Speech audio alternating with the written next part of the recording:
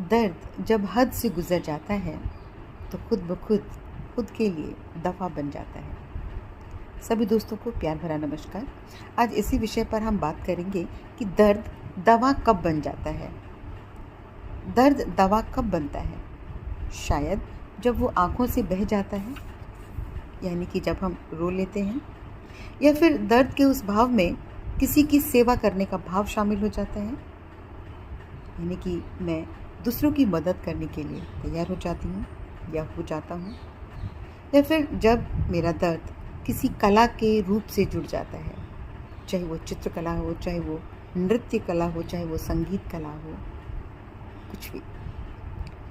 तो बेसिकली दर्द क्या होता है दोस्तों? किसी एक प्रकार के भाव या ऊर्जा का एक स्थान पर इकट्ठा हो जाना, क्योंकि हम सब जानते हैं कि हम सब ऊर्जा के पुंज के रूप में हैं, है ना। तो जब वो ऊर्जा का पुंज है, एक जगह पर गांठ बन जाती है, उसकी इकट्ठा हो जाता है वो, तो वो एक स्थान पर यानी कि हमारे शरीर के अंदर ही ढेर के रूप में नज़र आता है या महसूस होता है। और ऐसे में क्या होगा कि वो जो ढेर बनता है ऊर्जा का ना हमारे आसपास, उससे हमारे उस बिंदु के चारों तरफ ऊर्जा पुंजों का जो स्वाभाविक एक प्रवाह रहता है, वो प्रवाह कहीं पर अटक जाता है।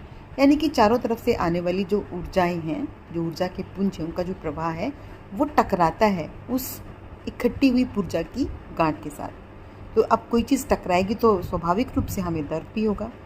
तो वो वही दर्द हमारी बेचैनी के रूप में हमें समझ आता है कि हम सब परेशान हैं या फिर हम सब दर्द में हैं। तो ये जो हमला है या जो दर्द है या जो बेचैनी है, वो हमारे शरीर की रासायनिक संरचना को भी प्रभावित करता है। और ये रासायनिक संरचना पर जो प्रभाव पड़ता है वो वास्तव में हमारे शरीर के बाह्य स्वरूप को भी बीमार कर देता है। वो जब भी आपको कभी ऐसा महसूस हो ना कि आप अतिशय दर्द में हैं, तो स्वयं को शारीरिक रूप से सक्रियता के मोड में रखें। शारीरिक सक्रियता आपको जो मानसिक रूप से कहीं ठहरने नहीं देगी, यानी कि आपके मन में भी जो है वो एक गति बनी रहेगी।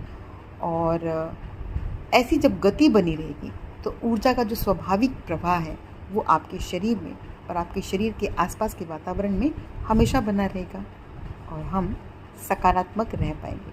सकारात्मक ये नहीं कि अच्छी अच्छी बातें सोचेंगे, सकारात्मक ये कि हम चीज़ों को स्वीकार कर पाएंगे अच्छे से। तो मुद्दा क्या है?